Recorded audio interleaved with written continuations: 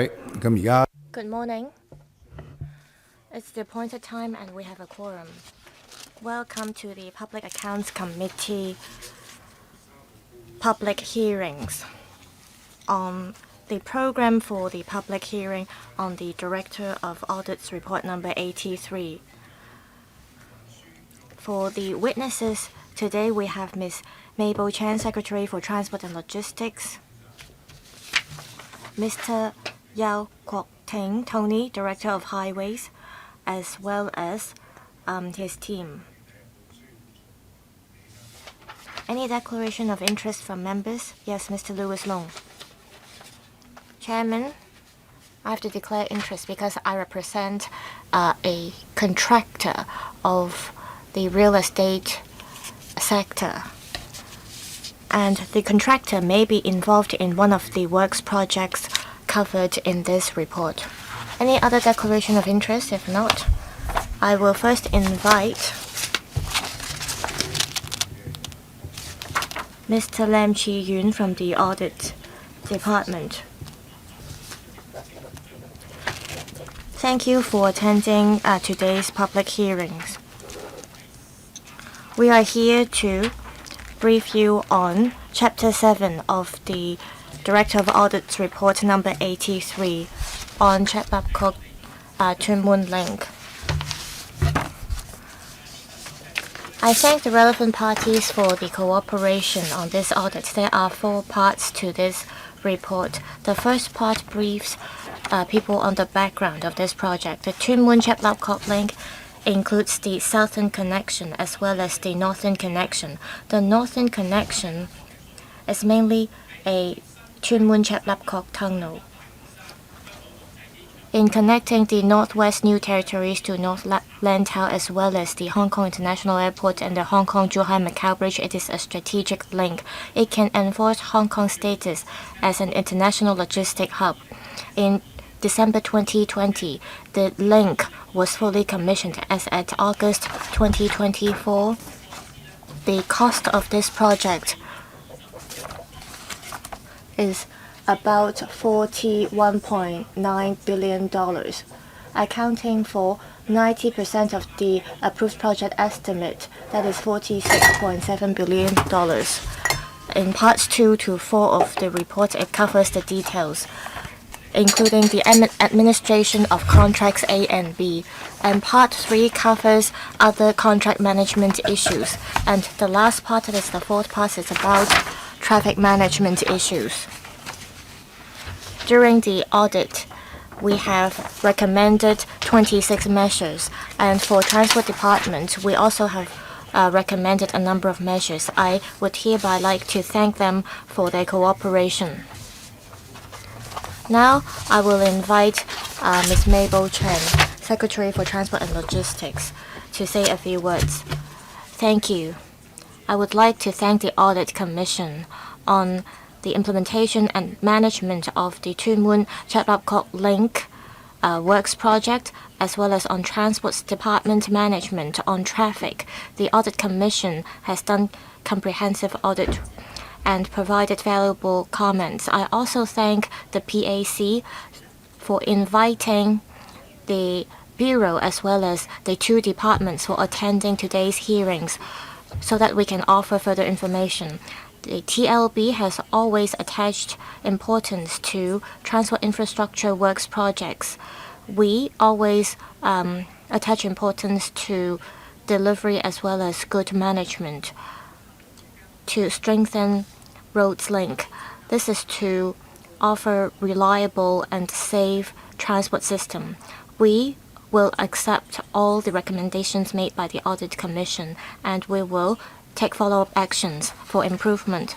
The Tuen Mun Chat Babcock Link is a northern and southern connection that connects with the Hong Kong-Zhuhai-Macau Bridge. It involves a 5-kilometer long tunnel, and the whole project is of a huge and complex scale. There are 8 relevant works contracts involved. The last 2 contracts have entered into the final account stage, and we're confident that the actual total expenditure can be capped at $42.2 billion. That is about 90% of the approved project estimate, that is $46.709 billion, and the whole project will not see cost overrun. In terms of the progress of the works, as mentioned in the report, individual contract works, because of delays in the works of the reclamation at Hong Kong Port, there were some problems, but in the end, the bridge as well as the southern connection of the link were commissioned at the same time. The Audit Commission concerning the works contract management as well as the MOM agreement of the tunnel has offered different opinions. I'm going to give a brief response here.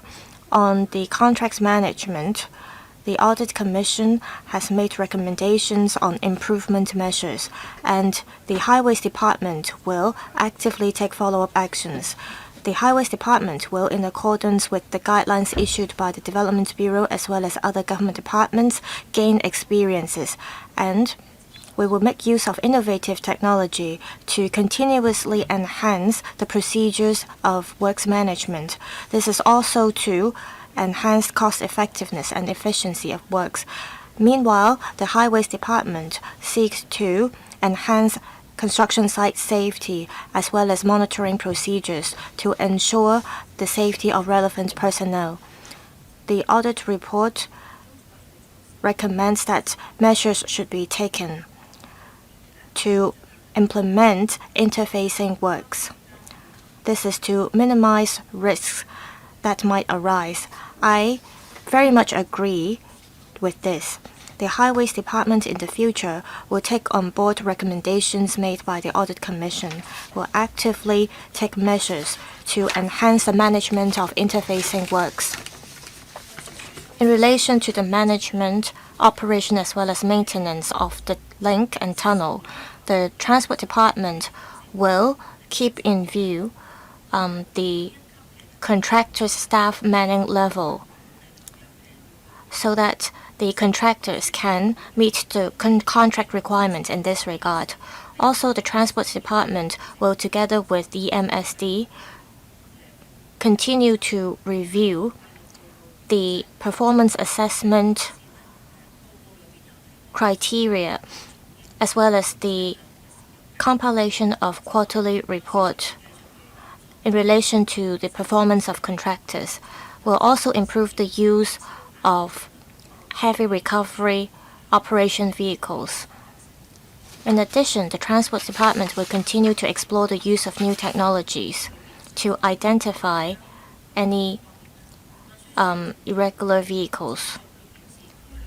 In relation to traffic management, the Transport Department will review any appropriate traffic management measures to monitor the traffic situation within the district. I thank the Director of Audit Commission as well as his team for conducting the audit as well as the recommendations. The TLB will continue to offer appropriate guidance and supervision to the relevant departments. We will also monitor the measures taken as well as the progresses of different works. This is to enhance the traffic management, and we will also enhance the contract management quality in the future works projects. We're happy to take members' questions. Thank you, Chairman. Thank you, Secretary. It's now time for witnesses to pose questions. Mr. Michael Luke is responsible for this part. Mr. Michael Luke, please.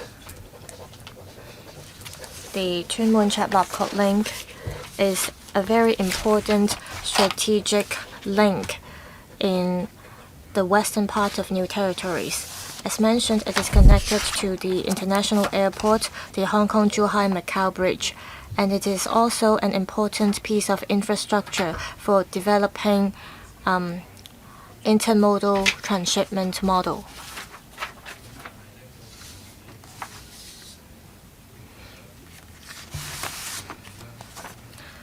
there were delays in the works project, and we want to find out from these public hearings the reason for the delays. Were there force majeure? It is hoped that after finding out the reasons, the administration could improve its performance in the future. There was no cost overrun, but there is a huge gap between the actual cost as well as the tender price. What were the reasons behind? Also, the consultancy company during design and investigation phases were there inadequacies which led to variations of the project, and I think this is part of the focus of this public hearing.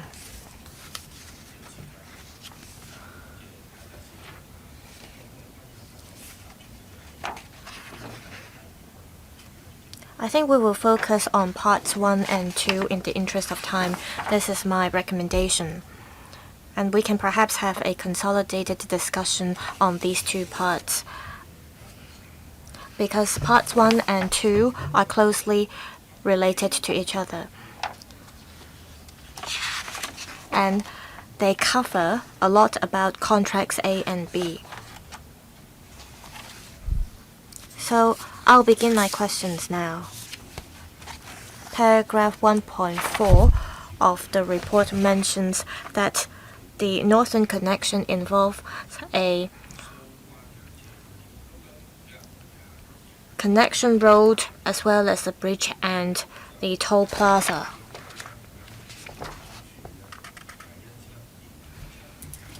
In 2017, the Transport Department decided in July 2017 to roll out a toll scheme for Lantau Link in August that year, and there were oppositions and there were calls for cancelling the tolls. Are you referring to paragraph 1.4? Which page? Page 3 of the Chinese report. Are you referring to page 2?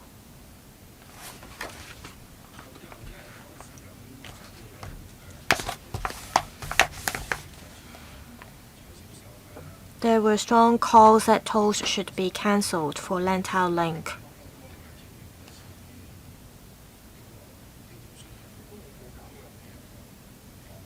Tuen Mun Chap Lop Kok Link work with Lantau Link. If one charges toll and the other does not, there would be problems. The Transport Department in 2017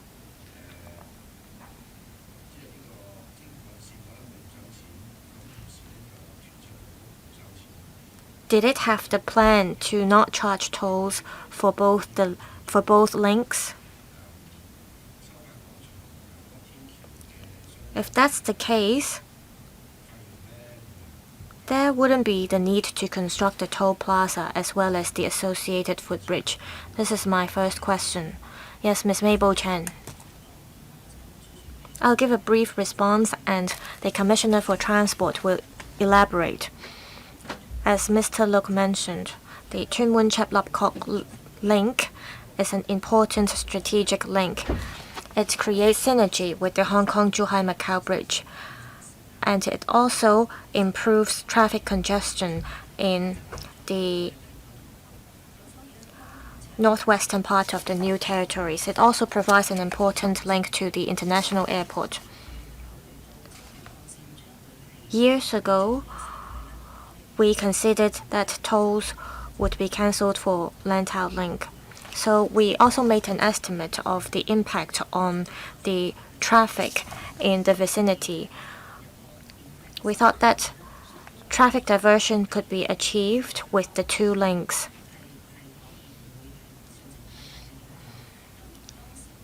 And there shouldn't be too many impacts with the cancellation of tolls. And the two projects were underway back then. There were supposed to be kiosks at the toll plaza as well as at the associated roads, but then we decided that there was no need to have the kiosks. So the Transport Department conducted a review to contain the fee level. And the spaces released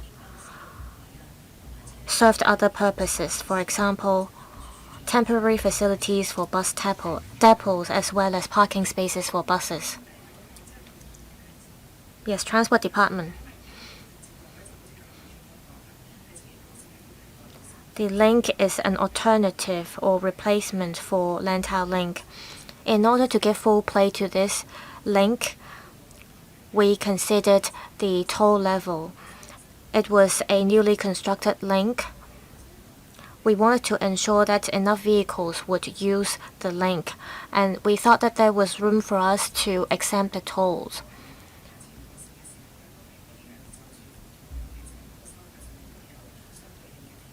And so we thought that we should adjust the toll levels for Lantau link to enhance the appeal of this Tuen Mun Chap Lap Kok link.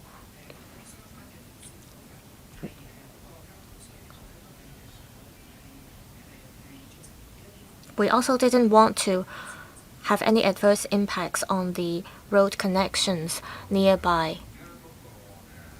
Yes, Mr. Look. The originally planned toll plazas was then used as parking spaces for buses.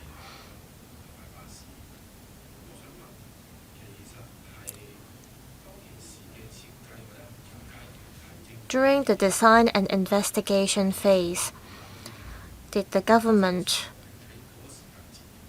know that there was a pretty big chance that tolls wouldn't be charged? Secretary. We applied for funding approval at the Legislative Council, and we planned to manage this link as a tolled link. And so relevant contracts were involved. During the investigation stage, it was planned that there should be such a toll plaza. But when we implemented management, operation, as well as maintenance of this link, we conducted a review.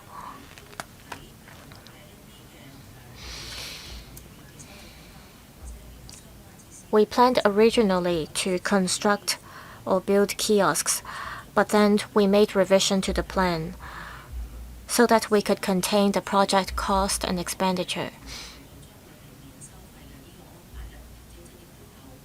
We decided to exempt tolls for this Tuen Mun Chap Lap Kok link, and we explained to the public the reasons behind. There were congestion issues between the Lantau link as well as the international airport. And in times of inclement weather during typhoon, there were congestion issues. So the Tuen Mun Chap Lap Kok link could help achieve traffic diversion as it serves as an alternative road to Lantau link. Mr. Look. I welcomed the toll exemption measures. It was welcomed by a lot of people.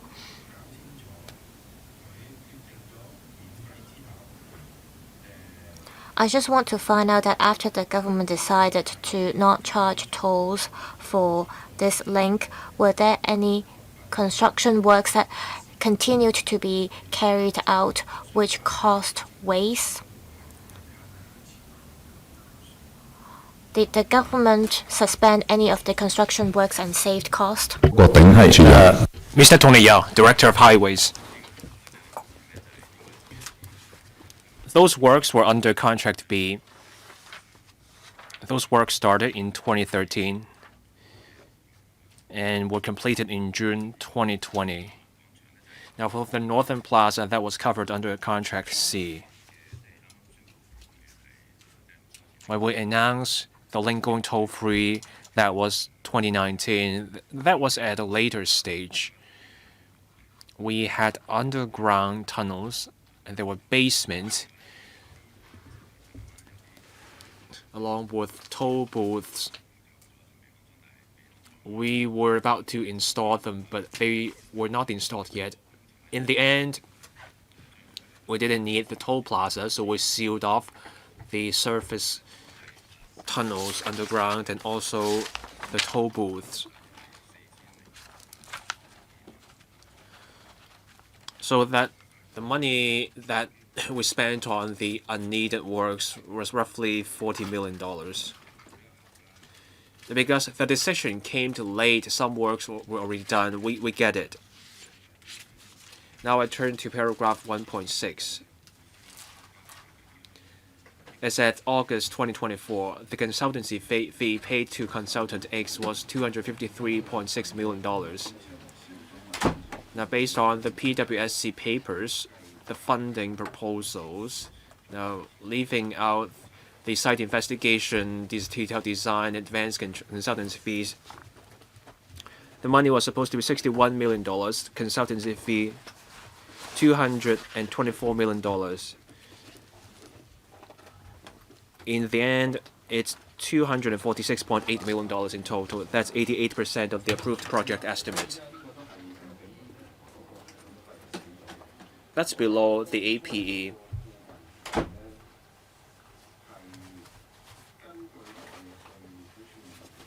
How did the government arrive at the consultancy fee? The amount paid turned out to be lower than expected. We now do parallel tender, but back then it was different. It was about estimate. The proposal came here based on an estimate, and then the tender followed.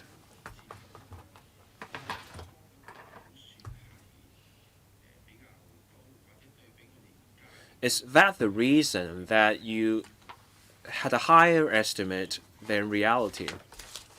So is it because of a change in the approach now that we get a more accurate estimate of consultancy fees? Mr. Tony Yao.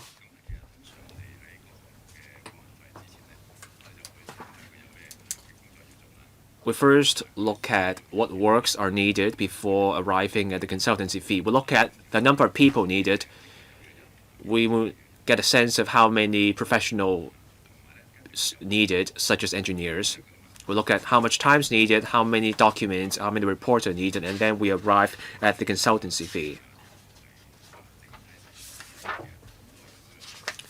That's the approach for the entire contract. Mr. Locke's question. Closed its account at $300 million. That was the estimate, but now the real amount that turned out to be the case was $250 million. So the actual amount turned out to be below the estimate. It has to do with the return tender price. Sometimes it turned out that we didn't need as many people as we thought. The report also had an impact. The difference turns out to be more than 10% below our estimate. That's in line with normal cases. Mr. Michael Locke.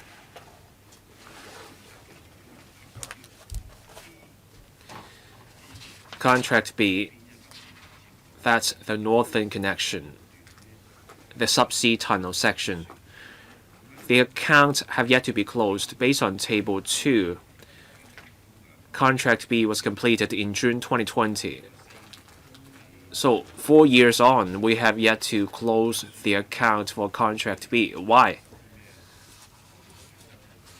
Are there disputes, legal disputes, or claims causing this 4-year delay? We have yet to close the account even 4 years after completing the works. When can we settle the final account? Now, based on Table 3, as at August 2024, the latest project expenditure was $21.3 billion. So how much do we expect the final account to be? Mr. Tony Yao.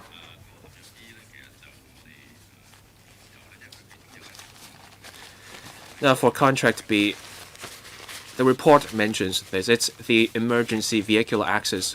The contractor has to seal off the access. Now we're almost at the account settlement. We're at the final stage. We're in the home stretch. We're closing the account. In the months to come, maybe in the first quarter next year, we will settle the final account. The price will be very close to our current expenditure level. It's just the delivery that's pending. We will be able to close the account. So we are very close. So it will be very close to the amount $21.36 billion. I'm sorry. Please wait till my cue before you answer the questions. We have our camera staff here. They have to pan the camera to you. They have to first be able to tell who's speaking. And when members ask questions, I will look at the officials. If any official wishes to put up the hand, I will direct that question to the official. Sorry, Chairman, I will follow your cue. My final question. Paragraph 1.9, Table 3. Paragraph 1.9, bracket D. The Highways Department estimated that contract A to H would see an increase in total expenditures net of the inflation costs absorbed in variations to be $7.3873 billion. That's 22.6% of the total original contract sum. Such an increase has not resulted in exceeding the approved project estimate of $46.7 billion for the project. But people struggle to make sense of something here. Given this huge increase, why haven't we exceeded the limit? So is it a case of cost blowout? People wonder about this after seeing the media reports.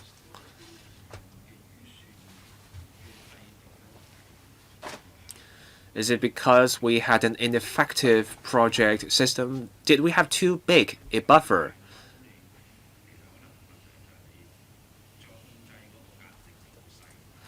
With too big a buffer, you may have little incentive to contain the costs. Ms. Mabel Chan. I will give her a reply before Mr. Tony Yao can give us more specifics. First of all, I thank Mr. Luk for his question. This project covers 8 works contracts. It's a vast project that's also complex. One part involves the southern connection.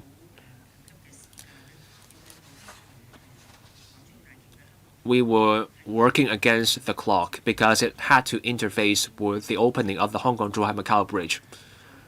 The northern connection also required reclamation and a subsea tunnel linking up with Tuen Mun. When we put the funding proposal to LegCo, we saw this need to interface with the bridge. We needed to work fast. So, as Mr. Michael Luk said, we worked to compress the costs to stay within the approved limit, the limit approved by LegCo. This project was special. Normally, when a project goes to the Finance Committee for a local road project, those projects involve fewer contracts. But for this project, every part had to be closely in sync with each other. Contract A and B, Contract B in particular, faced particular challenges because Contract B had to tie in with the bridge works. The Highways Department saw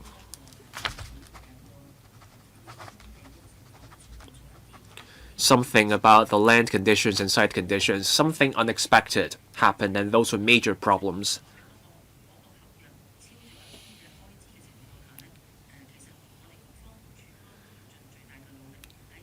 The Bureau and the department had to catch up and contain the costs, we had a clear goal, and that is staying within the approved project estimate. Thank you. Mr. Tony Yao. Thank you, Chairman. Let's look at Table 3. Mr. Michael Lok mentioned the part in the bottom right, $7.3 billion. Now we have removed the price variation component. Now we can go through the items one by one. A original contract sum, 8 contracts in total. That's $32.7 billion. And then the final account, $36.6 billion. So when you look at the APE and the actual expenditure, that you get item C, an extra of $3.9 billion. So up 12%.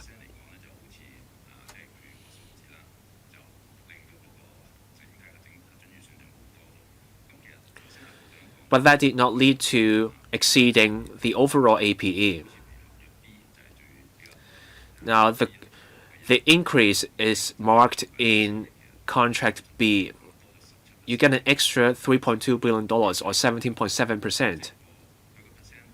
So percentage-wise, cost B saw the largest increase.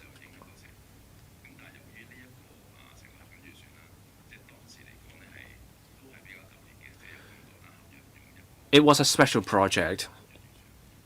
So many contracts subject to a single APE.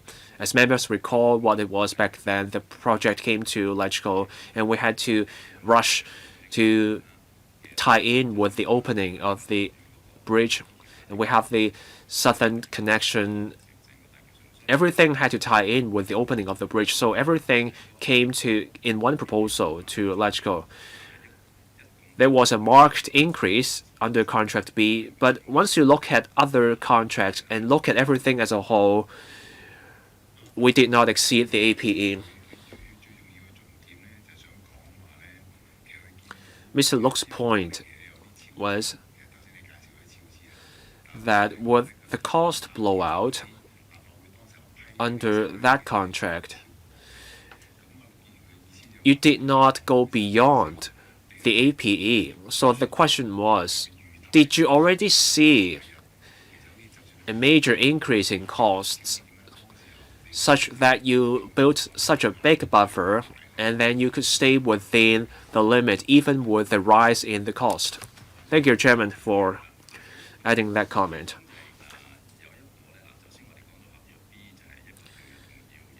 Now, contract B made the biggest difference. The return tender price was $28 billion. When the funding proposal went to the PWSC and FC, we offered a higher estimate. It was back in 2012. We had a different approach. Now, we look at the returned tender price, we get a sense of the latest price, and then we provide that price when the proposal reaches LegCo. But back then, for contract B, our estimate was $24.9 billion. So we put that in our APE, and then the returned price was $18.2 billion. And then there was a rise in the cost, so we stayed within the limit because we did not update the returned tender price. So that problem should be gone today, because today we endorse proposals based on the returned tender price. Now, I've used up my time limit, so I will save my questions for my next round. Next, Mr. Edmund Wong. Thank you, Chairman. Can we turn to part 2?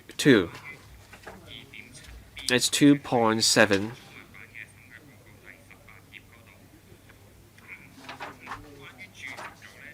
It's about Note 19. During excavation, there was marine mud, and there was doubt on the construction program. Why did that happen? we do reclamation all the time, so why that uncertainty about the work? Director of Highways. Now, the marine mud. It was the reclamation for the Hong Kong port of the Hong Kong-Zhuhai-Macau Bridge. The approach they took was an approach involving no dredging. In the past, we had to build a seawall. We had to clear the mud. Now, for this non-dredging approach, the mud stayed there. We saved time because it involved fewer steps. Once you dredged the mud, you would also affect the marine ecosystem. So the work went like this. The reclamation went on ahead, and there were piles to support the structure. The piles served as the foundation, and the gravel was also porous. We wanted a solid structure, so the gravel helped us do that. This had an impact on contracts A and B. The Hong Kong Port Reclamation Project used the non-dredging approach. We used large steel bars, and they were put inside the rock columns, and they were sucked into the marine mud. The large steel bars were put in place, but then the lateral movement went beyond what we thought. So the reclamation had to pause at that point. So the tunnel works and the viaduct had to pause, and that led to further delays down the road. Mr. Wong. I get it. We adopted non-dredging for the first time back then, but other places also used this approach. So have we looked at experience elsewhere as to what they do with the mud? Indeed, back then, Hong Kong used that approach for the first time. We had also looked at overseas experience. It was about the seabed conditions of Hong Kong. All those local conditions had a bearing on the lateral movement, and the impact was larger than we thought. So in a separate case, not the subject for this case, in another case, we had many independent audits from consultants who looked at the approach for reclamation. The design worked, but given the local conditions,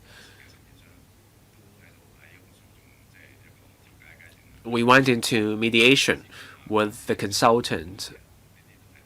So we had kept an eye on that. So are you saying the proceedings are still ongoing? Yes, we are close to the final stage. The design was fine. We adopted that approach for the first time.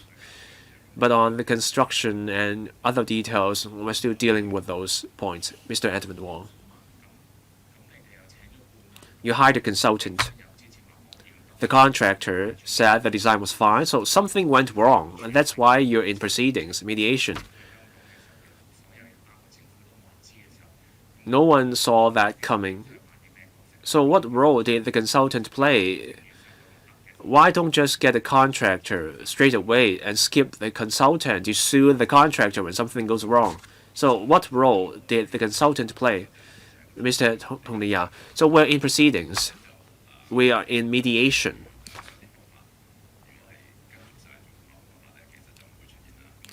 Now, problems could have been avoided when the approach is strictly adhered to, but the contractor had other views, and we've hired an international consultant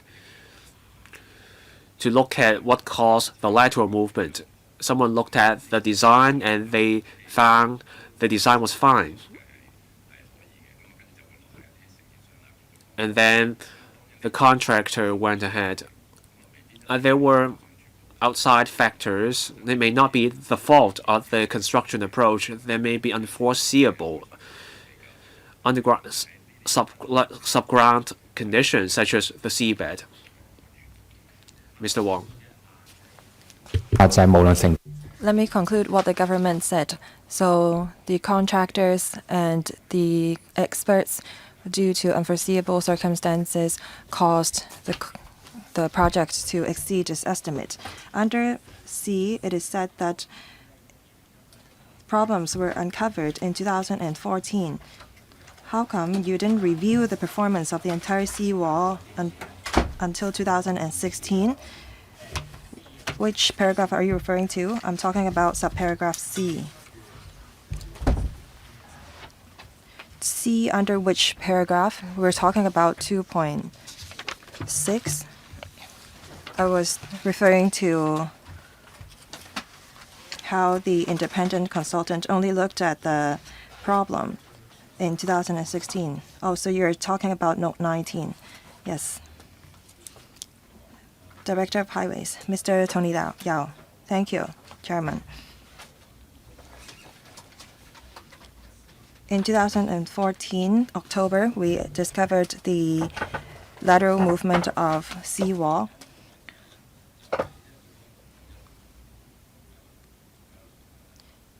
Because the seawall continued to move. So from 2016 to 19, we engaged an independent expert to look at the performance of the entire seawall. Well, the seawall continued to move, so we're trying to see how we can stop it. And under contract A and B, we carried out a lot of work to see how we can stop the movement and to see if we can take over in phases the site to minimize the movement. Ultimately, we have to wait until the seabed is stabilized and the movement stops before we start working on the site. I'd like to ask about 2.11.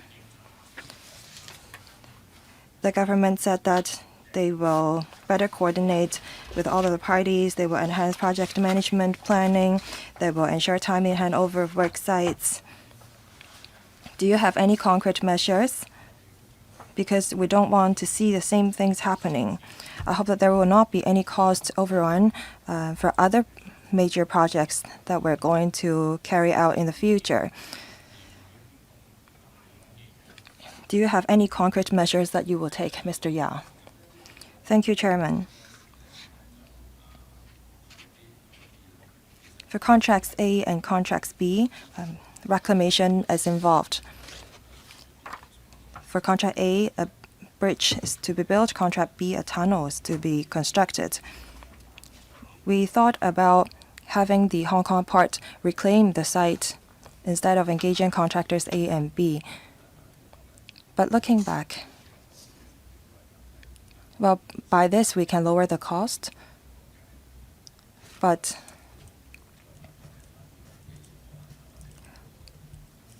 well, if it's technically feasible and if the time schedule allows, maybe we should space out the interfacing timetable, because if the site handover is delayed, then there will be knock-on delays. So in the future, we will see if we can space out the interfacing timetable. Second, we were using traditional contracts back then, but in these days, we are using new engineering contract. There is merit to NECs, new engineering contracts, in the sense that we are able to uncover problems early so that we can catch up. Because under new engineering contract, we do have, well, if the contractors can save costs, then they can get a share of the cost that can be saved, and that will facilitate contract management. The problem here is with contract interfacing. Understood.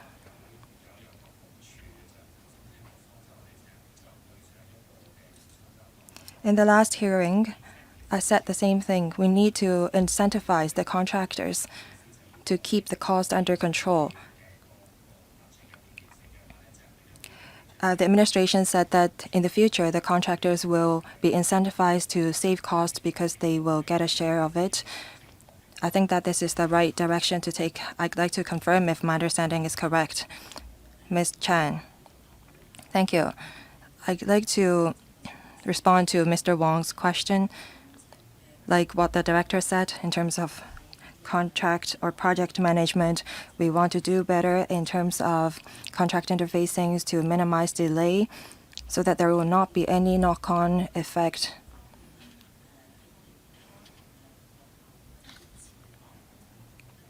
Currently, we try to include an incentive mechanism under new engineering contracts. There will be penalties and rewards, so that after commencement of the contract, the government and contractors will have a better grasp of the project so that we can control the time better. At appropriate engineering contract, we have an early participation of contractor approach. This will allow us to do better in terms of project management in the future. As the director said, at the seabed, well, we need to reclaim, and when there's interfacing of sites involved, uncertainties are expected. So in the future, we're going to adopt a digitalized project management system. Through digitalization and data analysis, we'll be able to review if there is any cost overrun or delay. Mr. Wong, thank you for confirmation. I'd like to ask about 2.14 about the water main diversion works. It is said that the government and the contractor work together to make sure that water diversion works are in place. And it is said that verbal variation orders are involved. If you issue verbal variation orders, are the contractors worried that you will not pay them? Director, well, under paragraph 2.14, it is said that the diversion works were carried out between April 2015 and March 2017, and the VO was only issued in July 2018. This is not an ideal way for us to take forward this task. According to Project Administration Handbook for Civil Engineering Work, there has to be VO in writing. However, the water main diversion works involved a water main of 1 meter diameter, and that is a pipe relating to water supplies to Tongcheng. There are two things that we had to pay attention to the diversion works. First, we have to put in place a temporary water main, and then we have to put in place temporary traffic arrangement when we suspend the temporary water main. So first of all, we have to divert roads at grade, and we have to construct a temporary water main. There are changes in the course of the project. After the contractor have substantiated the amount of work that is involved, they let us know and we issued a variation order. This is not ideal, and it is also set out in the handbook that we shouldn't have done that. Mr. Wong, have you adopted a similar practice in other projects, and who can issue the verbal variation order? Mr. Yao, this rarely happened. We don't usually issue verbal or variation orders verbally. As mentioned in the report, the contractors told us that they had to carry out variations during our meetings. We rarely issue verbal variation orders. as this is a substantial variation. Mr. Wong, did I hear you right? The contractors proactively varied the works. Were you aware of that? I could have proactively varied the works and collect money from you. Mr. Yao, we were aware of that. In the meeting, we discussed with the contractors how the diversion work should be carried out, but that was, well, we did not issue a formal variation order until the works have been completed. Mr. Wong, this is interesting. I didn't know that the site staff has such a power to vary the project. Am I understanding you correctly, Mr. Yao? It is said that at regular meetings, the site staff reported on the progress of the project, and it is said in the meeting that a variation was necessary. The site engineer, according to the needs of the project, carried out the variation.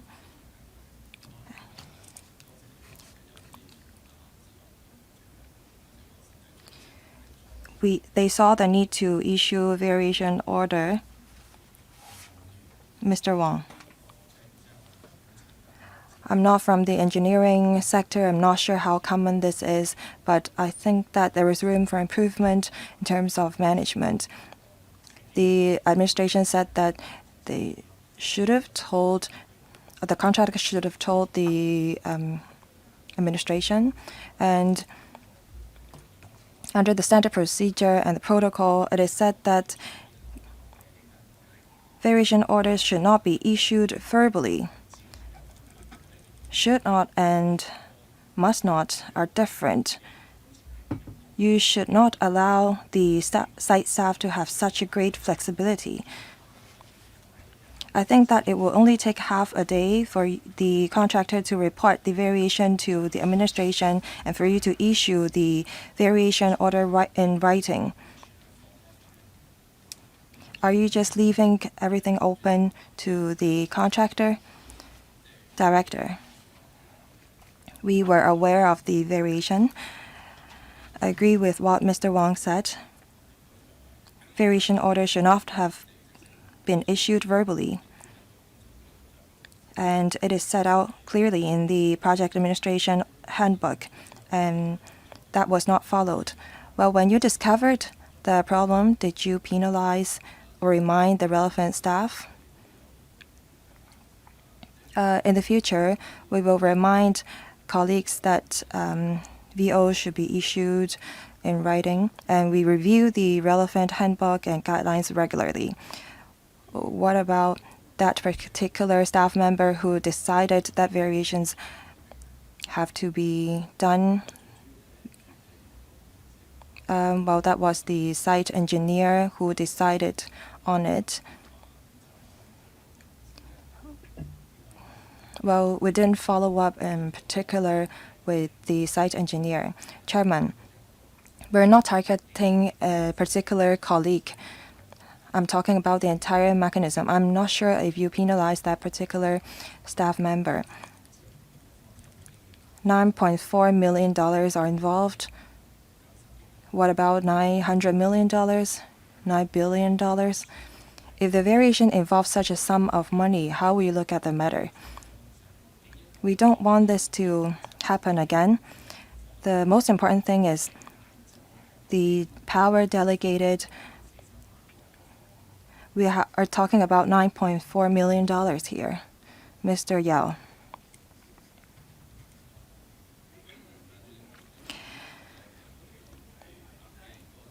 Chairman, the rules are set out in the handbook, and we have to approve the variations before it can be carried out. The PSGO under the Development Bureau also state clearly that VO exceeding a certain amount must be approved by the administration before the variation can be carried out. Mr. Wong. I know that it is written in the handbook that VO must be issued in writing and should be approved if they exceed a certain amount. As stated in the report, the VO was not issued in writing until the completion of the works. Mr. Wong, this is what I find interesting. I'm not sure how the engineering sector look at it, but for business sector,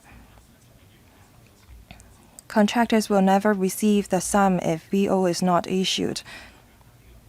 What I see is that VOs were issued verbally, and then the administration said that VO issued verbally are not VO, and they said that it should not have happened. The administration has not stated very clearly that they, in the future, will not allow any verbal VOs to be issued. The administration only said that it should not have done. The VO should not have been issued verbally, but $9.4 million are involved. If you set out the room for variation clearly, then I would not have argued. What happens if the VO involves, say, $900 million or $9 billion next time? Director, the water main diversion works are clearly set out in the estimates. It was originally 270 meters long, and eventually it was 422 meters. And it is true that we only issued the VO retrospectively.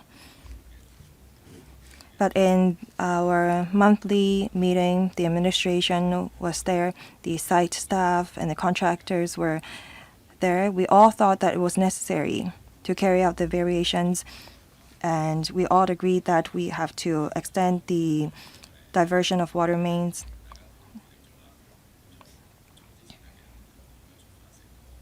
We should have issued the VOs before the extension was carried out. Ms. Chan. Thank you, Mr. Wong. We'll look into the problem. In the audit report, the administration has provided certain information.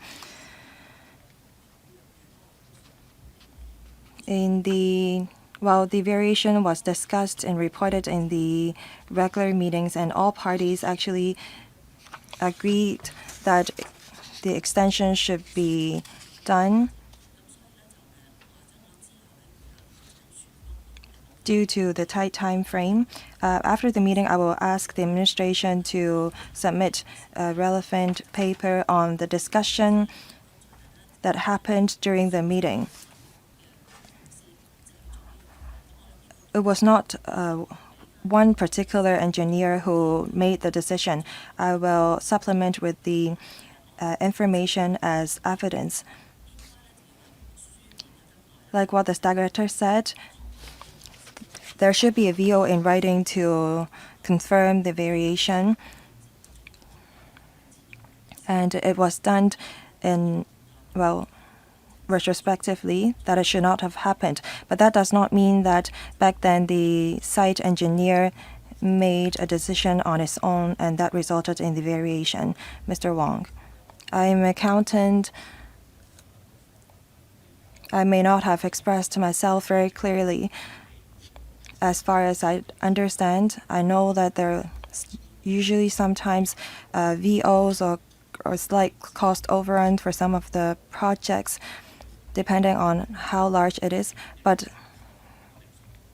the goal of this hearing is to look at the root cause of the problems.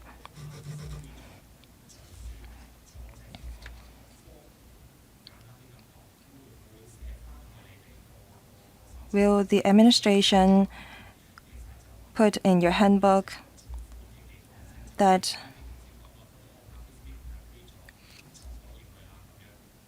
no variations should go ahead if it exceeds a certain percentage despite all parties agreeing to the variation during the meeting.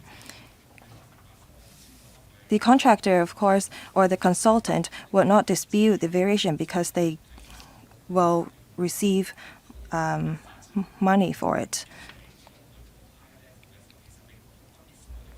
If the variation cannot be escalated to a higher party, then it's meaningless.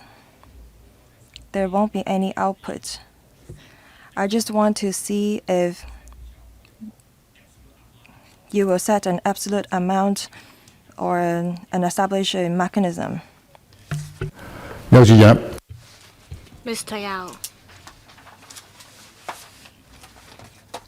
I've heard Mr. Wang's views. We were all aware of these issues, including the consultant as well as the site engineer. We had to lengthen the water main to be diverted. It was all agreed by all parties, but there weren't an official written variation order. I mentioned that there is a vetting procedure carried out by the PSGO. While it was all agreed by the parties, a written VO was missing, so we will follow up on this. We will consider spelling out more clearly that a written VO will be required in the future in the administration handbook. We will follow up on this. We might revise the handbook. We will also remind staff to pay attention to this. Secretary.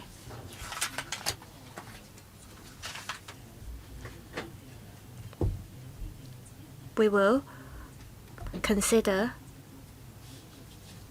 with the Development Bureau as well as the departments responsible for works contracts to see whether we should come up with certain requirements based on the amount involved.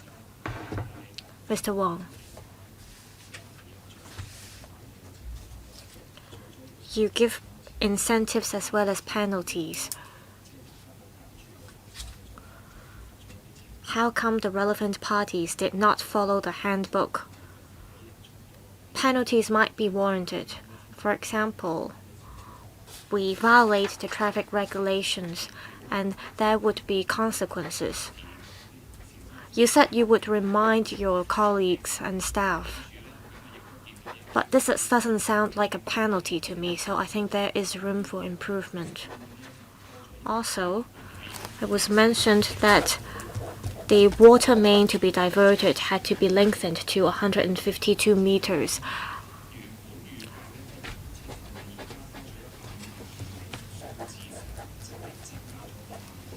The original water main to be diverted was 270 meters in length, but then the length to be diverted was increased by 5%. How come there was such a difference? 56%. How come there was such a difference?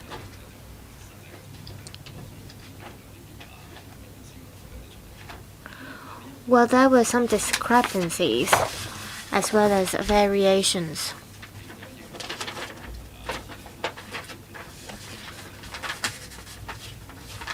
It affected the slip road as well as the highway.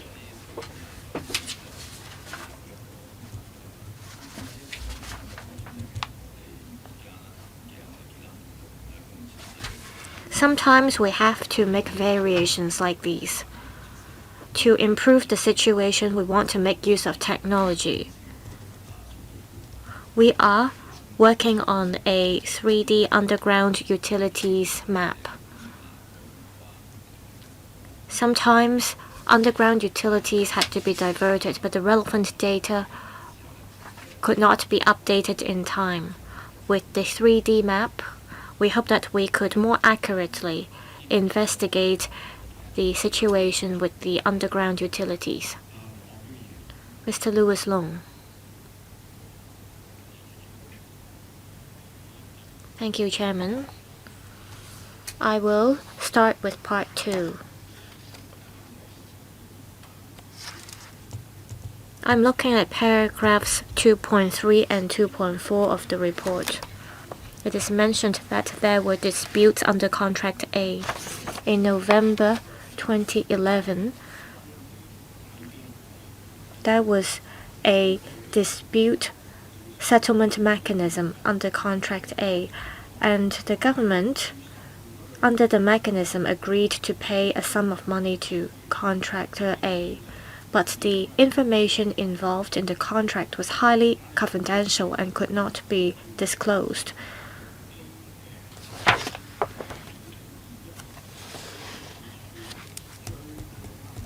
It was also mentioned that the sum was settled in 2021, and the amount was $9.2727 million.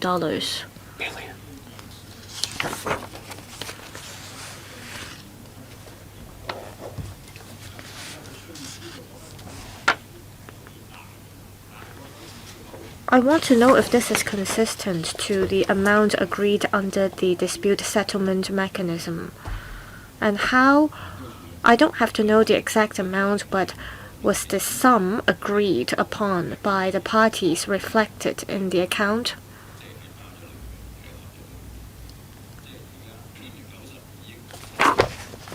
The $9.2727 billion include the sum agreed under the dispute settlement mechanism.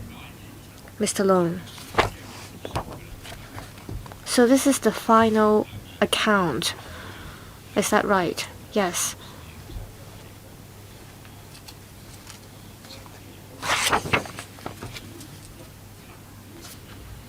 Chairman, I would like to go to paragraph 2.17. It says that during the design stage, Contractor A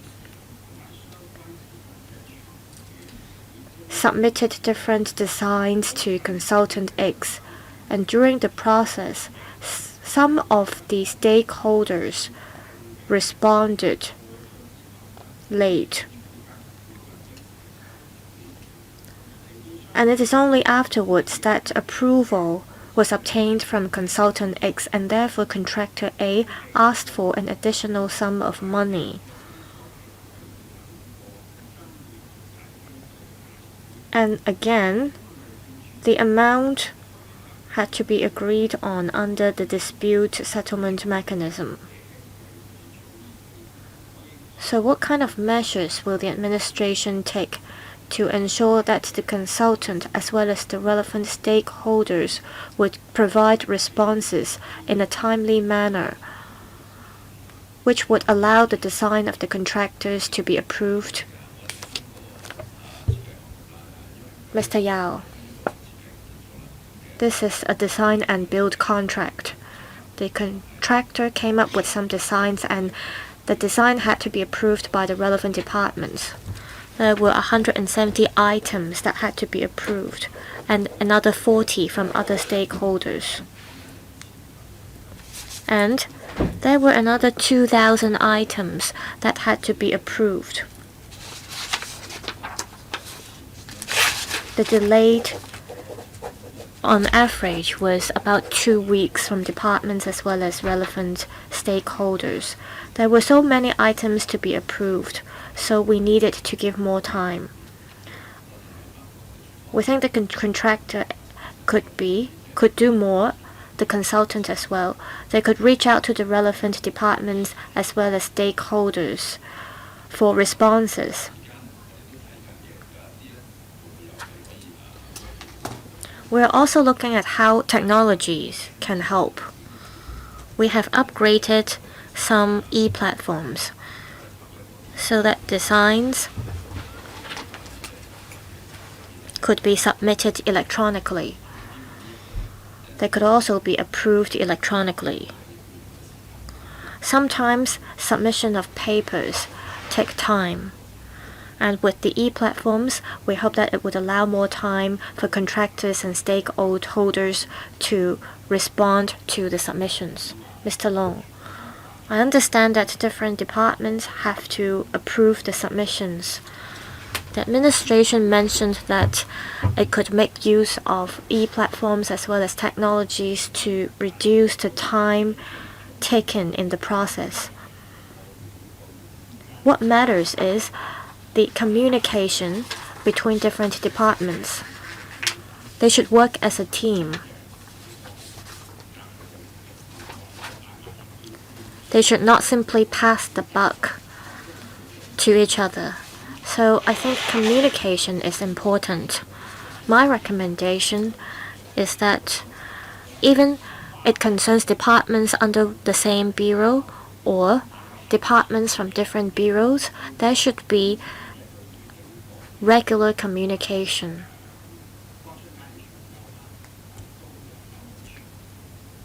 This would benefit the project management procedure. Mr. Yao, I agree with Mr. Long. This is the direction that we're going to take. Mr. Long. I'd like to go to paragraphs 2.25 and 26. Contractor B had to carry out reclamation works in Tuen Mun. According to contract B, the quantity of fill required was 440,000 cubic meters.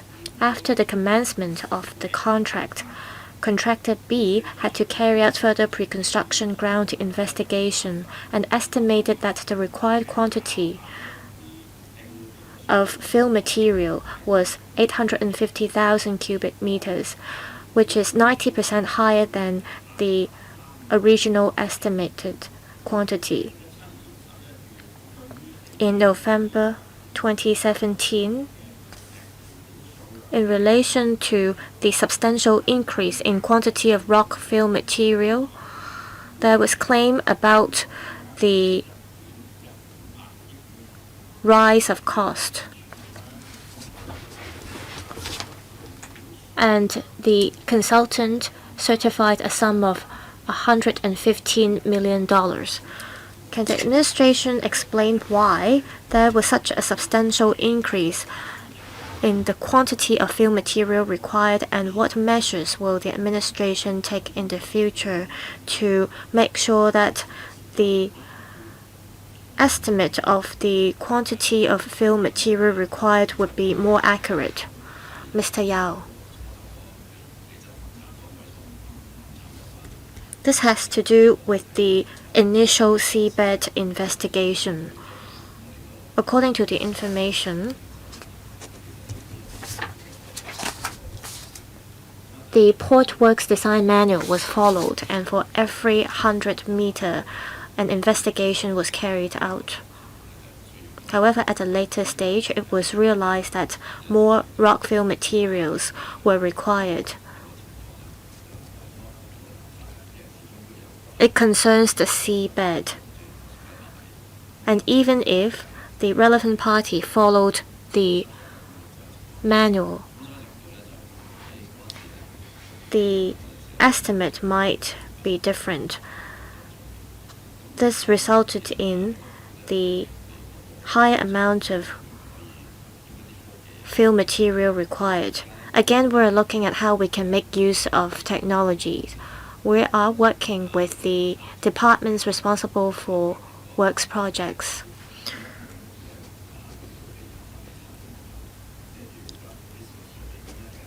Geographical physical survey can be an option.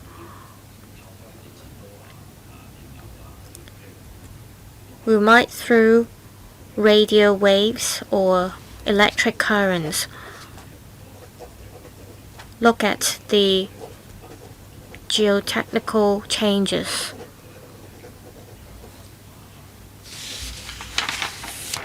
We are trying to see if this method can be adopted in Hong Kong because there are many underground utilities. Sometimes investigation works cannot be carried out in depth. Through technology, we might be able to make a more accurate estimate about the underground situation even without investigation works. Mr. Long. Well, technology can definitely help.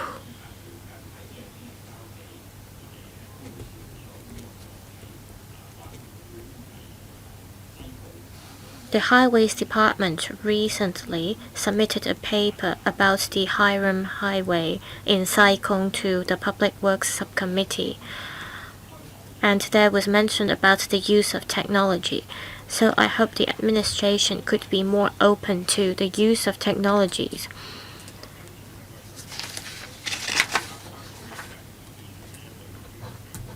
So this is just a suggestion. Paragraph 2.26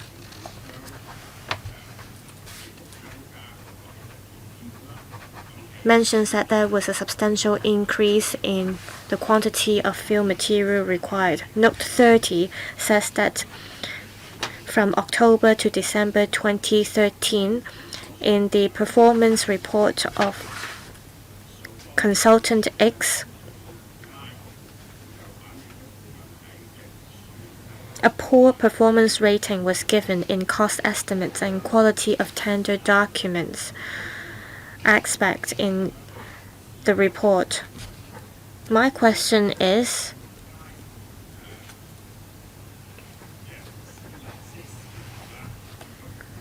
that the Highways Department gave a poor performance rating to Consultant X.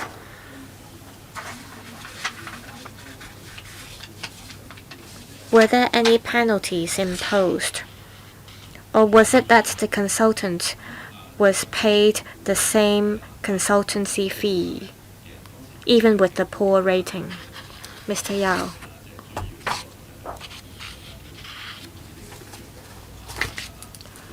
The Port Works Design Manual was followed.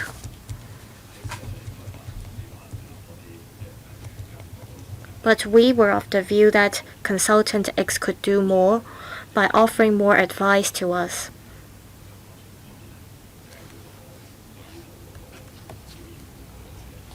And we ended up giving a poor rating in relation to the tender documents or drawings.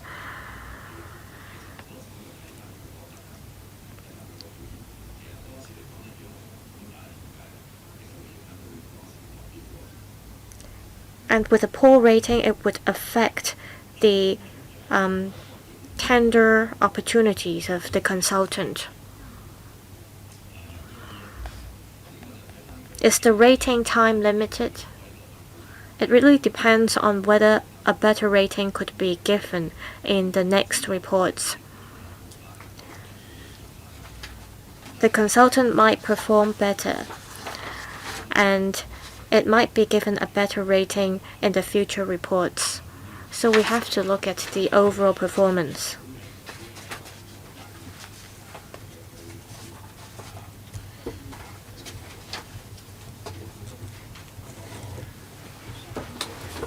Is this the usual practice you adopt as you manage the consultants?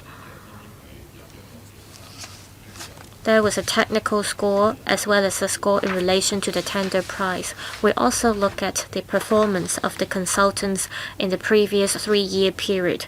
We look at the ratings of the previous report.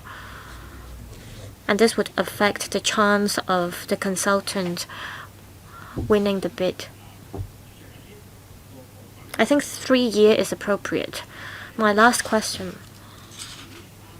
concerns 2.36 to 2.41. It is mentioned here that in 2013, a contractor suggested building a service gallery to provide 45 emergency access hatches as evacuation routes. These are all new designs to be adopted for the first time in Hong Kong. I encourage new designs. After the link was commissioned, there were accidental openings of the access covers, and this imposed risks to road users. Therefore, defect rectification works had to be carried out. However, there were repeated malfunctioning of the covers. There were accidental opening of the covers, and damage as well as dislocation of relevant parts. In 2023, the relevant party decided to seal off the covers. As I said, I always encourage new designs. However, before you adopt new designs, did you conduct any feasibility studies?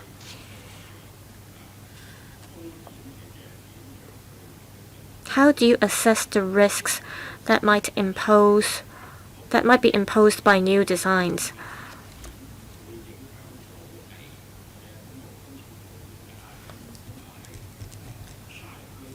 I don't want the Works Projects departments to shy away from all types of new designs. How can you strike a balance here? As you adopt new designs, you also want to ensure that there are enough risk assessments so that we can prevent the same incidents from recurring. Mr. Tony Yao. First of all, I thank Mr. Long for encouraging the use of technology. We try to adopt new technologies. Now, for this surface gallery, it was a new design. We used to put the utilities tubes between facilities, but here we have this surface gallery where we could accommodate the utilities and you could repair it. We tried the surface gallery for the first time for this project. We looked at the experience elsewhere in Germany, Belgium, Spain, at pedestrians, pathways, cycling tracks. The surface galleries were tried out. First, the design came to us for approval. So we looked at the fire safety, whether the contractor met requirements about the traffic capacity, and then the proposal went to the Fire Services Department, the EMSD, for approval.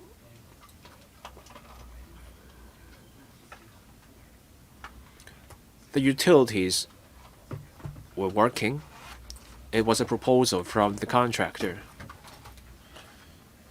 at no extra charge.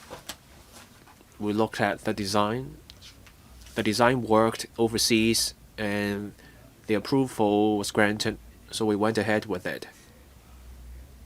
So going forward, when we adopt something new, we should not just look at overseas experience and the approval. We should also be mindful of Hong Kong's local conditions and maybe more testing to see whether that new approach works for Hong Kong. Mr. Long.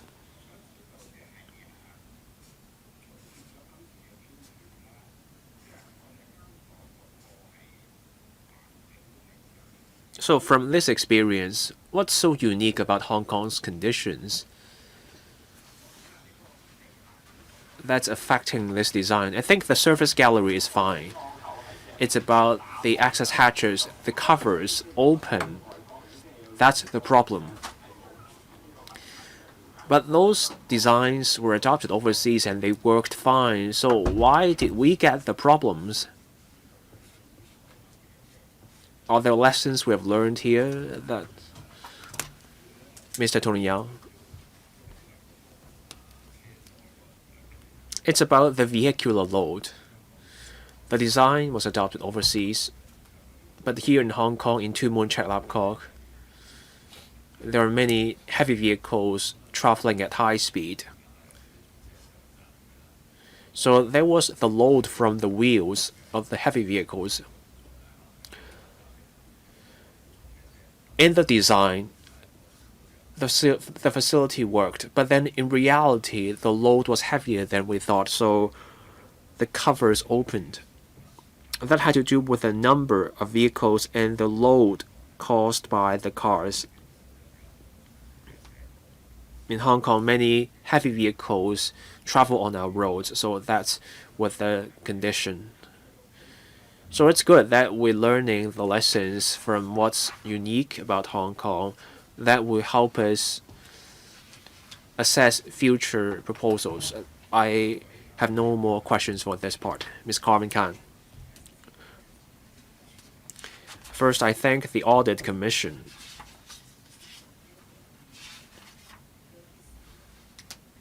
This audit report on the Two Moon Cheklapkok link helps us reconstruct what happened so that we can learn the lessons. So we're looking at savings, efficiency, and effectiveness.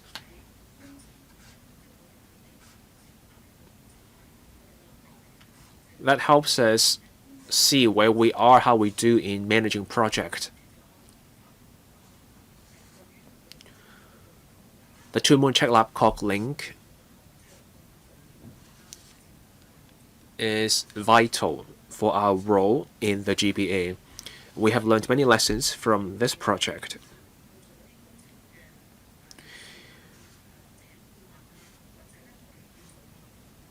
When you do costings, hire a consultant and manage contract, and let bureaus handle contract, you can learn from the lessons from this report. As the lead member said, we are already adopting parallel tender now. Back then, parallel tendering wasn't a thing. So maybe some problems are already taken care of under our new approach.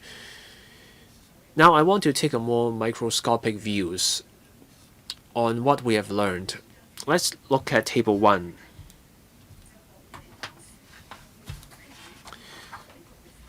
Back then, the proposal came to the Finance Committee. It came in 2 parts, one in 2011, November 2011. It was for the detailed design, site investigation, advanced works, $1.9 billion, and then for the construction, $44.8 billion, so in total, $46.7 billion. From the questions and answers that came before, I can see there was no parallel tendering. That wasn't the approach back then. So we shouldn't be comparing what we do now and what we did back then because it's not an apple-to-apple comparison. The estimate back then wasn't specific to individual contract. That wasn't the case with the consultant's contract, so it's $29.4 billion, or $294 million. The APE was $46.7 billion. So now we think the final account will be $42.2 billion. So we're staying within the APE. The last thing I want to see is it's okay as long as we stay within the APE and everything is hunky-dory and there's no lesson to be learned. That's the last thing we want to see. And we will come to the reason based on the Q&A we will do in a moment. The Director of Highways said this when he was replying to Mr. Michael Lok. Back then, Contract B was estimated to cost $24.9 billion. But now let's look at Table 3. That table says the contract price was $18.2 billion. So there's a difference of $6.7 billion. My point is,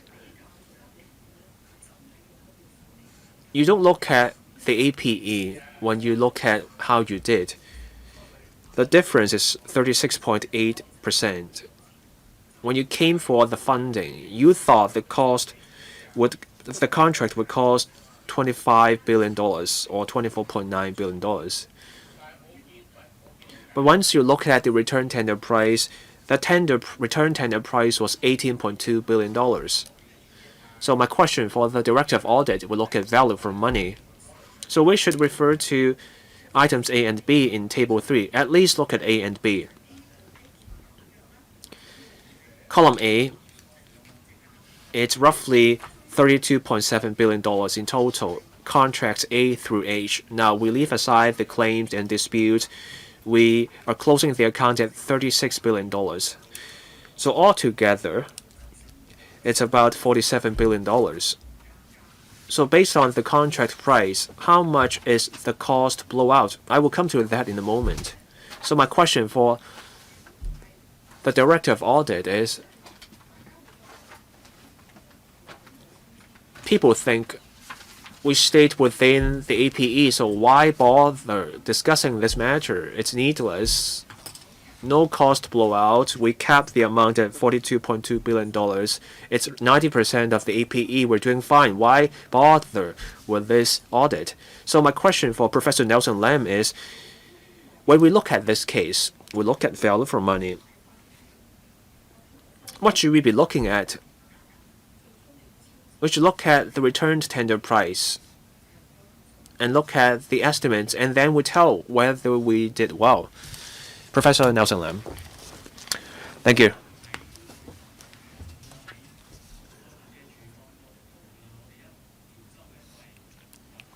For us, the Audit Commission and for departments, we try to save as much money as we can. Every dollar matters. So the bottom line is we have to stay within the APE.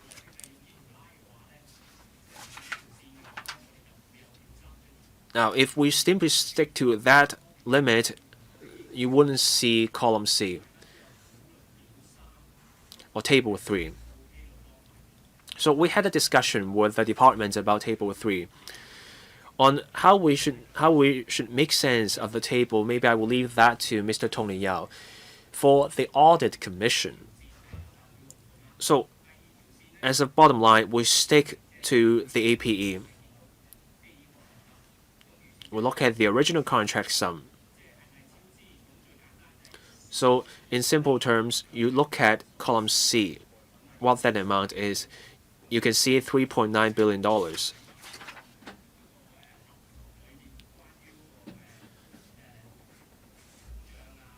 You also have to factor in inflation and other fluctuations. So altogether, it's $8.8 billion. Contracts are complicated. My colleagues are professionals, but the best placed professionals to tell what's going on is the Highways Department. So we look at the last two columns. Now, to maximize savings, you can look at the figure $7.387 billion. As I've said, I agree with Ms. Carmen Khan. We had a chat with the director. We want to save as much as we can. Every dollar counts. Ms. Carmen Khan. Can we get a reply from Ms. Mabel Chen, please? Thank you.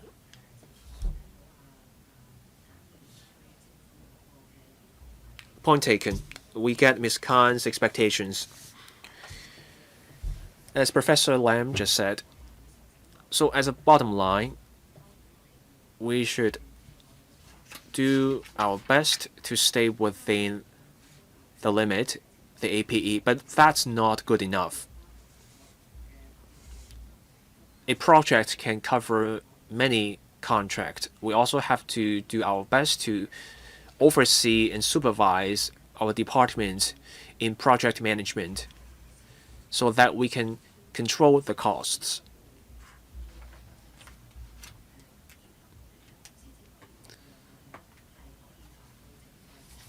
With all that work, we can control the cost of the project as a whole.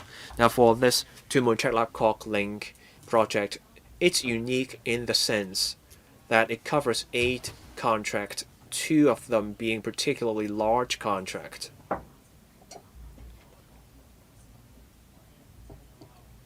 Now, we stayed within the APE. That's not to say we're complacent. That's not to say we think it's good enough. We should also get the contract management right.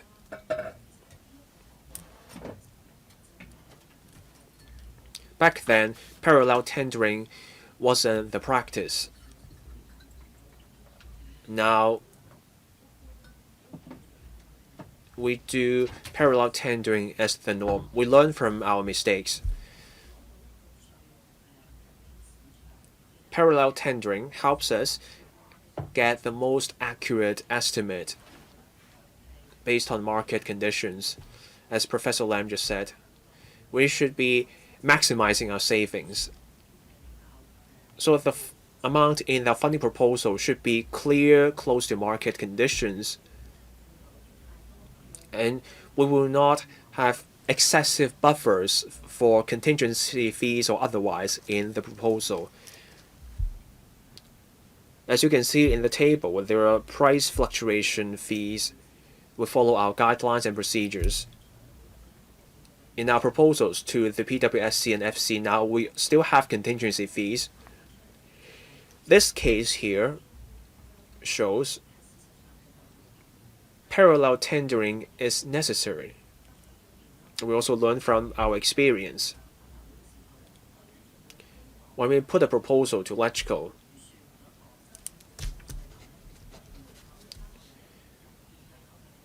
we will consider the components of a contract so that we can better manage everything where possible.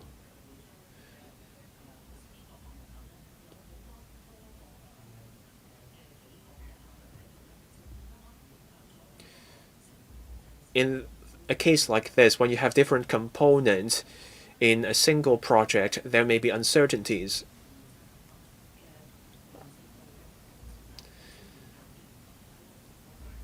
For this project, we had to tie in with the Hong Kong-Zhuhai-Macau Bridge, a national project. There were challenges with the works, but those challenges shouldn't be so much of a problem as to constitute an excuse for us for our problems. That should never be the case.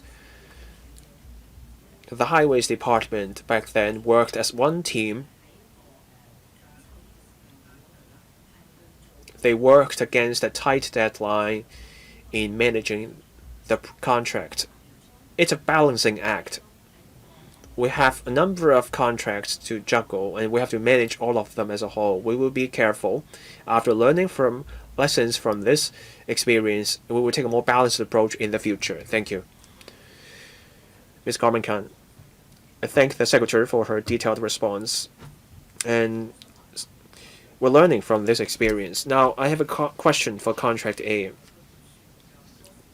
What was the estimate when the proposal reached the FC back then, Mr. Tony Yao? For Contract A, it was a different story. We estimated $77.4 billion. And then the return tender price, $8.6 billion. So it went up by more than $1 billion. Ms. Carmen Khan. So now the question is, Consultant X, how did Consultant X divide its tasks with the Highways Department? So in November 2011, you got the funding. Around that time, you awarded the consultancy. Paragraph 1.6 said the consultant was hired at that point. So the consultant worked with the Highways Department side by side on awarding, on issuing those tender documents. Now for construction contracts, when we do tendering, there's a consultant involved. They do the preliminary and detailed designs. The detailed design set out a list of works to be carried out, all the steps involved, and then there are estimates, and then you come up with the cost for the entire project. The Highways Department keeps an eye on that, and then at tendering, many documents are involved, much paperwork is involved. Now once the tender document is out, we have our own vetting committee involving our department and other departments. The professional grade officers come together.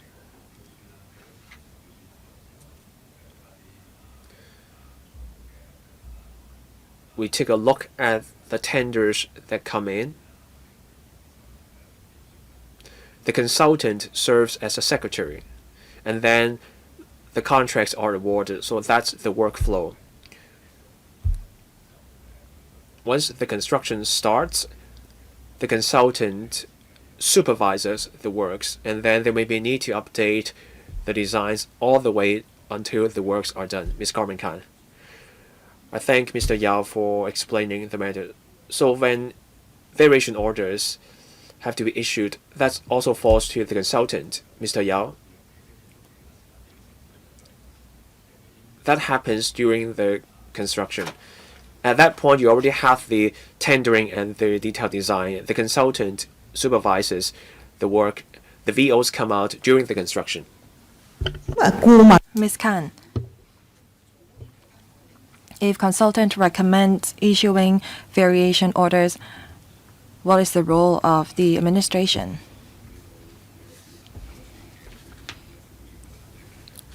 We discuss variation in every meetings. If there is, we look at progress, quality of the works during the meetings. When the variation amount to a certain sum, then approval is needed from the administration. So to put it simply, the Highways Department play a role. It's not the case that as long as the consultant agrees with variations, then the variation orders will be issued. Is that right? Mr. Yao, yes. Ms. Khan. The first problem discovered by the Audit Commission is that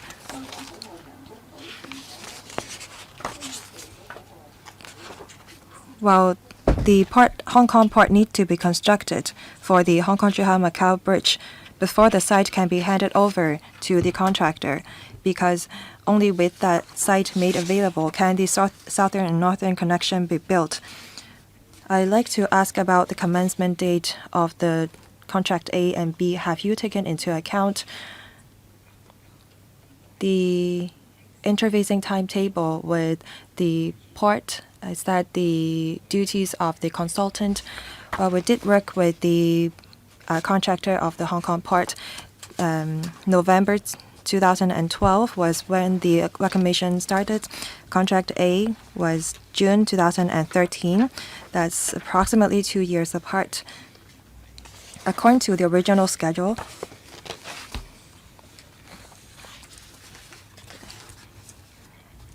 in July to November 2014, the site was supposed to be handed over to the contractor. However, in October 2014, there was a seawall lateral movement of the Hong Kong port. That's why the handover was done in phases, and that happened in June 2015 to July 2016. That's 7.9 to 20.8 months later than the original schedule. For Contract A, August 2013 was the commencement date. Same with Contract B. February to August 2015 was the handover date. However, in October 2014, again, there was a seawall lateral movement. That's why only until November 2015 to 2017 did the handover happen. So there was approximately 29 months delay. Thank you.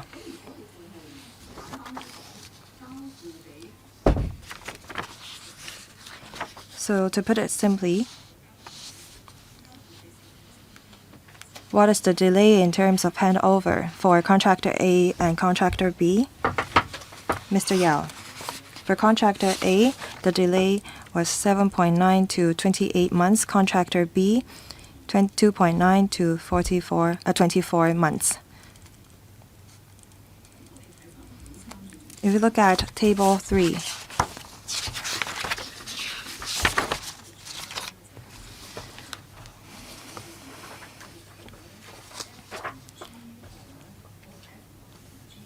for column F and G, well, it is said that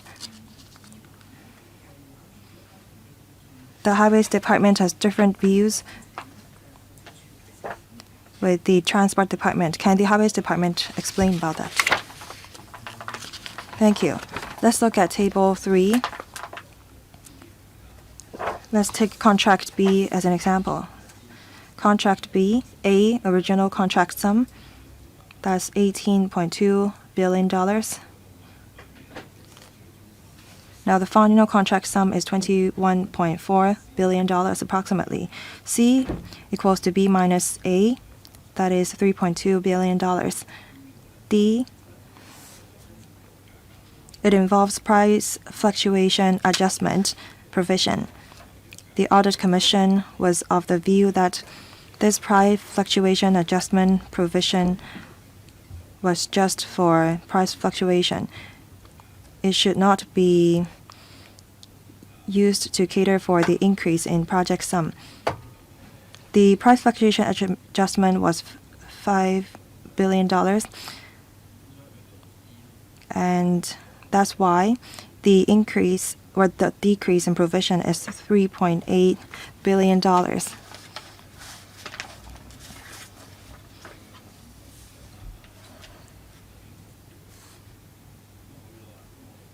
F, well, and E is that's the increase after price fluctuation adjustment, that's $7 billion.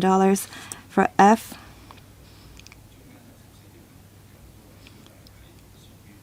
there was $1.4 billion that was supposed to be for the provision of price fluctuation adjustment. If you take into account just the construction work, that's how we come up with the $5.6 billion if we don't consider inflation cost absorbed in variations. However, taking into account the provision for price fluctuation, the inflation cost, that's the contract sum in A. And the final contract sum is $21.4 billion. If we want to look at the final figure, that's A, B, and C. And the cost overrun is $3.2 billion. So for D, the provision was $5 billion. Only $1.2 billion was used. That's why you use bracket $3.8 billion to show the provision that has not been spent. Can you explain about it further? Ms. Khan is correct. Originally, the contract sum was $18 billion. For the construction cost is $11 billion, provision $5 billion, contingency some $300 billion. The exceedance cost is just $3.2 billion.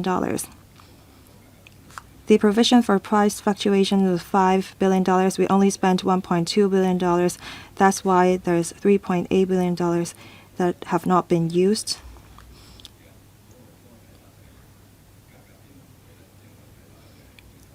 Our view is that provision for price fluctuation is part of the contract.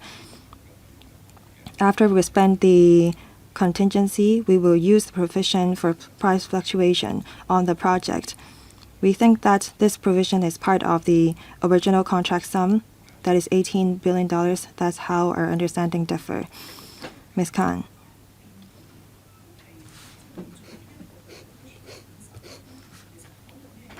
What factors did you consider before arriving at this $5 billion of provision? Is that inflation? The original contract, the construction cost was $11.8 billion, and you add the provision for price fluctuation, $5 billion, together with the contingency, you arrive at the total sum of $8.6 billion. Is that common practice? Director, yes. Say the construction cost is $11.8 billion. It was supposed to, well, the construction period was between 2013 and 2019. And the project cost will be spread out throughout the years. Some are dispersed in the first or second, and some in the third year. And there is a rate for calculation, for adjustment. And that is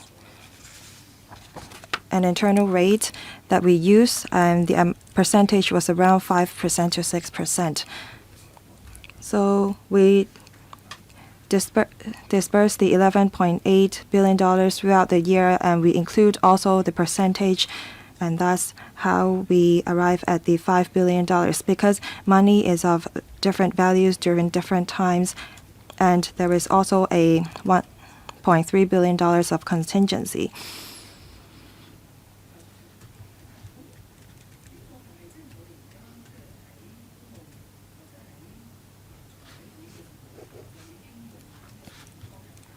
Is that the money of the day prices that we use in PWSC or Finance Committee? Director, yes.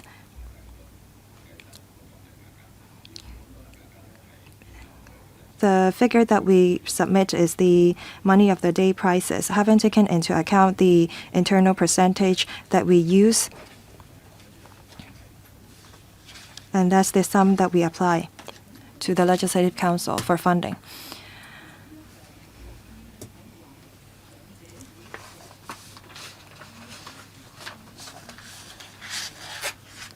The difference between E and G are quite substantial. For contract B, Audit Commission thinks that there is a $7 billion difference. For the Highways Department, they think that $5.6 billion was involved. Can the Audit Commission explain about that? Audit Commission, Mr. Lam. Thank you, Chairman. Well, first of all, when we conduct audit, we look at the documents and table all the figures. As Mr. Yao has explained, the provision for price fluctuation is approximately $5 billion. According to the documents, some $1.2 billion have been spent under the provision.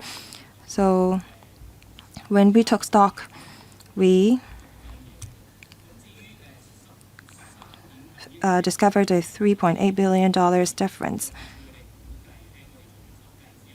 The Highways Department gave us a figure after their audit, so we don't dispute the figure because they've submitted an audited report to us, and we submitted the two figures to the Legislative Council for reference. From the perspective of accounting, to be honest, the actual amount that was spent is $2.1 billion.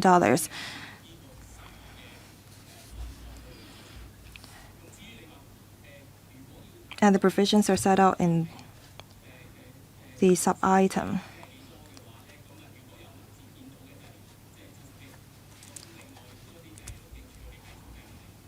The overspending amount to $7 billion. Thank you. Chairman, so in other words, according to 1.9D, it is said that the increase in total expenditures of contract A to H was estimated to be about $7.3873 billion compared to A. There is a cost overrun of $2 billion approximately.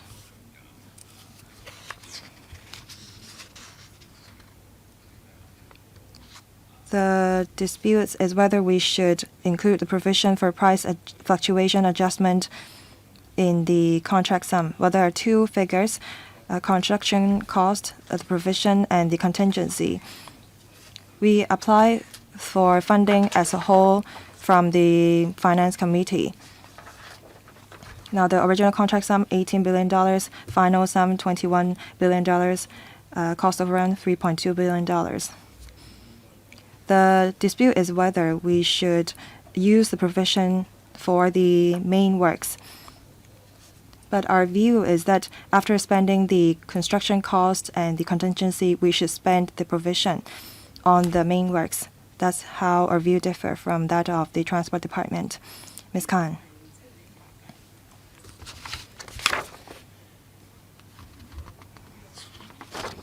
That's your view, but to facilitate the people's and our understanding, the sum that goes out from the Treasury, is that G or B? We only want to know if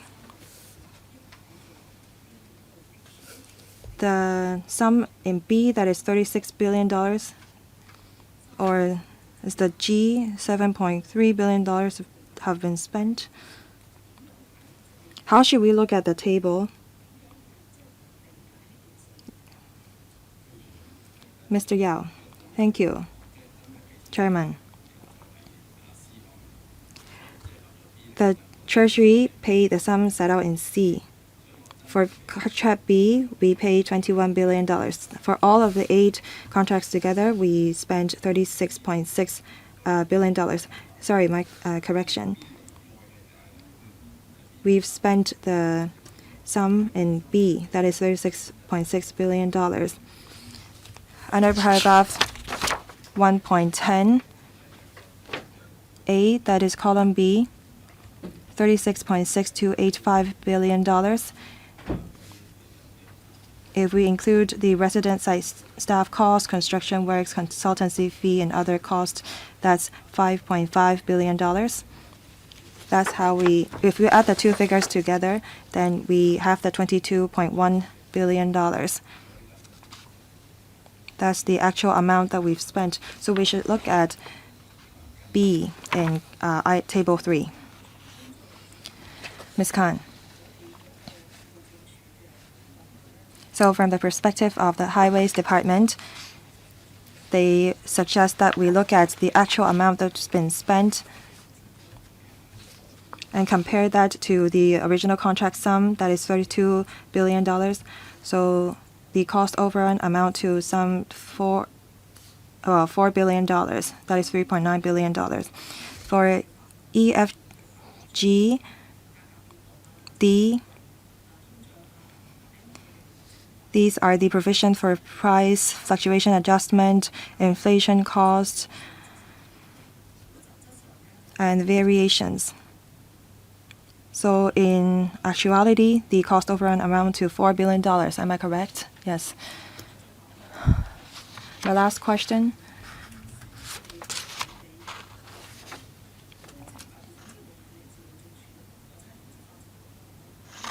The Highways Department and the Development Bureau carry out a lot of works projects, especially Highways Department.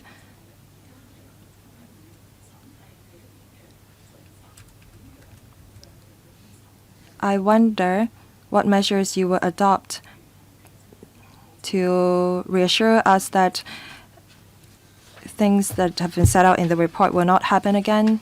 Will you adopt, say, for example, parallel tendering? Secretary, thank you.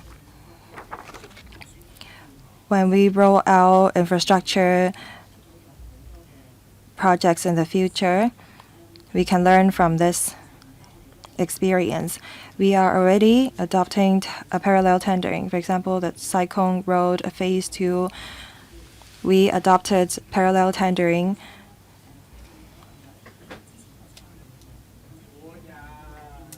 For experienced contractors to submit their tenders so that we have a better grasp of the project cost. The sum set out in the paper that we submit to the finance committee will be, as a result, more accurate.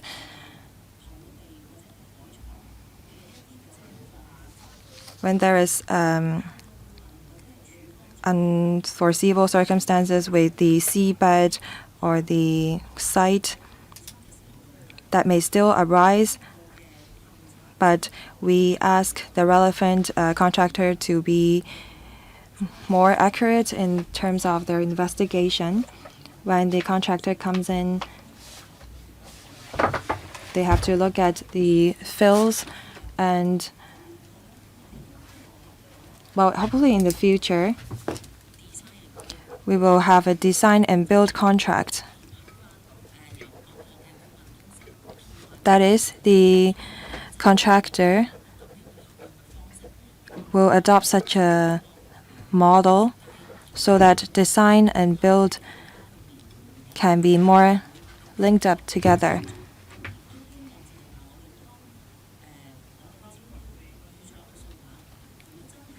When we conduct tender exercise, we will have a better grasp of the cost, and of course technology will help us improve our estimation. As this project involves deep seabed, well, apart from the lateral movement of seawall, well, actually, after this problem has been identified, the contractor decided to go deeper in their excavation, to go further to the more solid layer.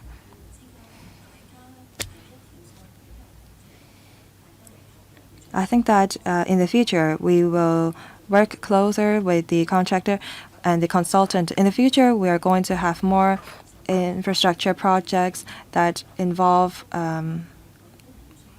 tunnel boring, ground investigation, and seabed works. Well, this report from the Audit Commission allow us to draw lessons from this project so that we can do better in the future. In Mr. Wong's question, he mentioned about the site staff. I hope that they will continue to be proactive, to work together with the contractors to make any adjustment.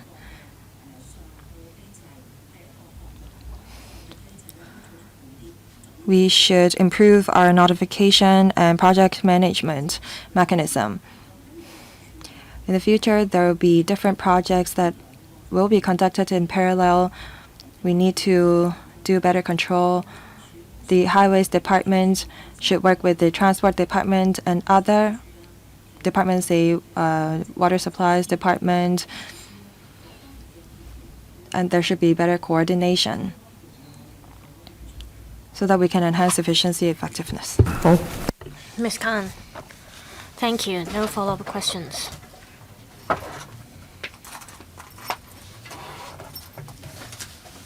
Ms. Eunice Yong has pressed the button, and Dr. Wendy Hong as well. It's now 11. Let's take a 15-minute break. Let's resume at 11:18. Thank you.